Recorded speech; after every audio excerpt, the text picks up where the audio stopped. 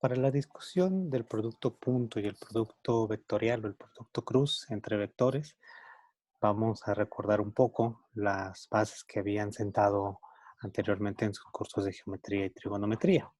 Sabemos que un triángulo rectángulo como el que tenemos representado en este momento en la pantalla está compuesto obviamente por tres lados, es una figura cerrada compuesta por tres lados y tres ángulos.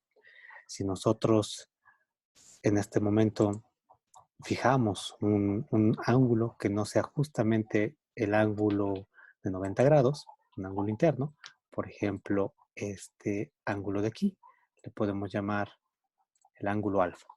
Si nosotros fijamos este ángulo alfa, entonces ya tenemos etiquetas específicas para este triángulo. Tenemos dos lados, que son llamados catetos, un cateto que está completamente opuesto, o al cual estaría viendo el ángulo alfa. Por eso este cateto le llamamos cateto opuesto. Y tendremos otro cateto, que es el cateto que está a los pies de este ángulo alfa, está yaciendo eh, hacia este ángulo alfa, y por eso este cateto le llamamos cateto adyacente. Y bueno, la hipotenusa es justamente el lado que une estos dos catetos y, si quieren verlo, está opuesto a este ángulo de 90 grados. Bien, entonces nosotros una vez que hemos definido o hemos establecido uno de estos ángulos internos con el cual trabajar, en este caso decíamos este ángulo que hemos llamado alfa, podemos definir dos cantidades trigonométricas llamada el seno y el coseno.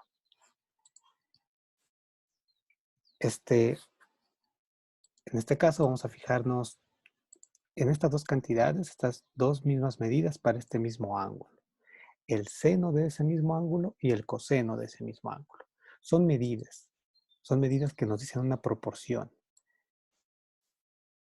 de qué tan grande es el cateto opuesto respecto a la hipotenusa o qué tan grande es el cateto adyacente o pequeño respecto a la hipotenusa. Es como una proporción, ¿sí? En este caso, así se define, el seno de alfa está dado por la relación del cateto opuesto, voy a denominarlo así, solamente por estas iniciales, cateto opuesto, sobre la hipotenusa, ¿sí? Decíamos, esta relación que está ahí, esa división que nosotros tenemos ahí, es una relación que nos dice qué tan grande es este cateto opuesto en relación a la hipotenusa, ¿sí? El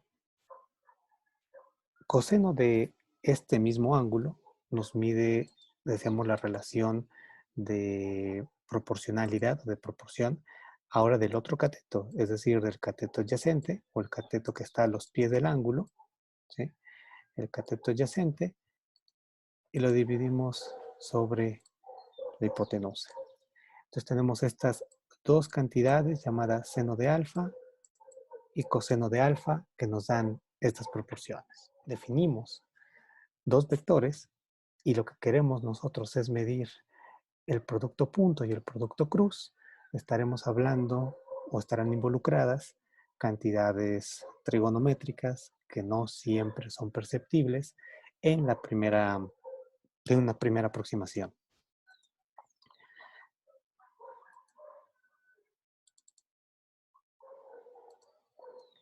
Entonces, bien, yo les pido que si tomamos esos dos vectores que están dibujados ahí, fíjense que están ubicados sin necesidad de establecer un plano cartesiano, pero sí estamos ubicándolos con la convención de poner ambos o dibujar ambos vectores, el vector A y el vector B, justo iniciando desde el mismo punto, en el mismo lugar, ¿sí? Y ambos, bueno, acabarán en diferentes partes. Si tuviéramos que representar estos vectores a partir de pares ordenados, si fueran vectores de dos dimensiones, entonces tendríamos que dar sus coordenadas, sus respectivas coordenadas, y esto ya nos estaría enlazando estos vectores, nos estaría anclando estos vectores a un sistema coordenado cartesiano ya fijo, ¿sí? Pero bien, lo que deseamos en este momento, decíamos, es establecer relaciones geométricas a partir de las cuales podamos interpretar o reinterpretar ciertas cantidades en el producto cruz y en el producto punto de vectores. Para este vector B, tracemos una línea y tratemos de hacerlo lo mejor posible, que sea completamente perpendicular respecto al vector A. Es decir, que forme un ángulo de 90 grados si esa línea que acabamos de construir cayera del vector B hacia el vector A. Si nosotros hacemos esto, fíjense que estaríamos, en este caso, nosotros construyendo un triángulo rectángulo, ¿sí? Estaremos construyendo un ángulo rectángulo donde el ángulo interno de ese triángulo rectángulo sería exactamente el mismo ángulo entre el vector A y entre el vector B. Entonces, si tomamos esto en cuenta y ahora nos preguntáramos nosotros cuánto mide justamente este mismo lado que nosotros hemos construido, este lado que cae del vector B hacia el vector A completamente en un ángulo recto, podríamos tener como primera aproximación, ¿sí? Utilizando las identidades trigonométricas, si nosotros recordamos, la identidad, en este caso trigonométrica, de que el seno de este ángulo phi es igual a un cateto opuesto, voy a decirle así el cateto opuesto, donde justamente este cateto opuesto, si se fijan, tendría la longitud del lado al cual yo quiero caracterizar. Y esto estaría dividido entre la hipotenusa. Tomen en cuenta que en este caso, para este caso, la hipotenusa es igual completamente a la magnitud de este vector B. La magnitud de este vector B, decíamos, nos mide cuál es justamente la distancia o cuál es el tamaño de este vector. Y el tamaño de este vector, pues obviamente va a ser este completamente. Lo podremos ver justamente, lo podremos concebir como un lado de nuestro triángulo rectángulo llamado hipotenusa, ¿no? Entonces, si nosotros utilizamos, si es que supiéramos o conociéramos cuánto mide la magnitud de este vector B, nosotros podríamos utilizar esta relación y establecer ahora que el cateto opuesto o la medida de nuestro cateto opuesto que nosotros hemos construido sería igual en este caso a la magnitud de B, del vector B, por el seno de este ángulo, ¿sí? Así es como hemos construido nosotros este triángulo.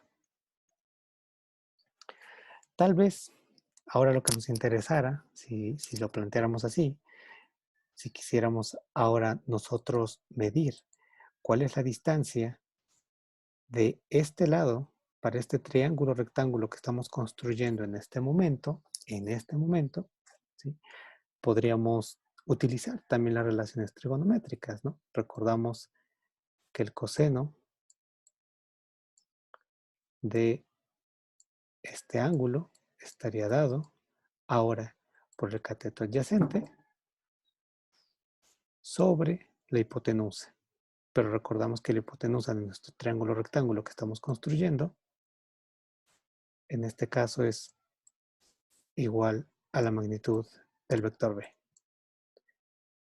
Si nosotros despejamos de esta relación, lo que obtenemos entonces es que la medida de nuestro cateto opuesto, que para este triángulo que estamos describiendo sería la longitud de este pedacito, fíjense que no sería completamente el vector A, es un pedacito de este vector A, ¿sí? Pero ese pedacito estaría dado por la magnitud del vector B por el coseno de este ángulo. ¿Sí? Entonces, recapitulando lo que hemos dicho hasta este momento, hemos construido un triángulo rectángulo con estos dos vectores a partir de trazar una línea que cae completamente, es decir, lo que queremos hacer, que caiga esta línea completamente vertical hacia el vector A, es decir, que forme un ángulo de 90 grados con el vector A. Y después de esto, nosotros podemos preguntarnos, decíamos, cuánto mide este lado, justamente este lado que hemos construido, y estará dado por esta expresión.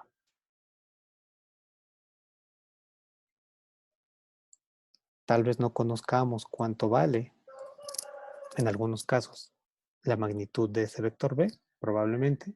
Si lo conociéramos, esta expresión sería útil. Si conocemos también cuánto vale el ángulo, podemos también con la calculadora o con Octave o con cualquier otra herramienta, tabla si quieren, encontrar cuánto valdría numéricamente el seno de ese ángulo y por una multiplicación directa obtendríamos el valor de este lado que estamos construyendo ahí.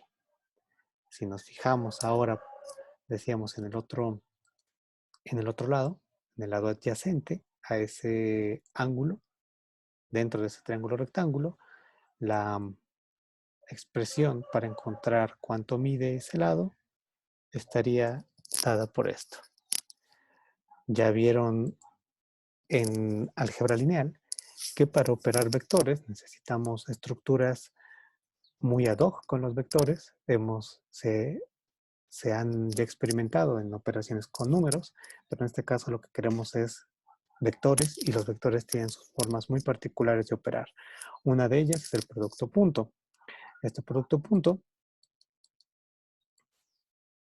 es una operación que actúa entre vectores de una misma dimensión, de un mismo espacio vectorial, por ejemplo, vectores en 2 dimensiones, vectores en 3 dimensiones, ambos tienen que ser de la misma dimensión y este producto punto nos lleva a un número.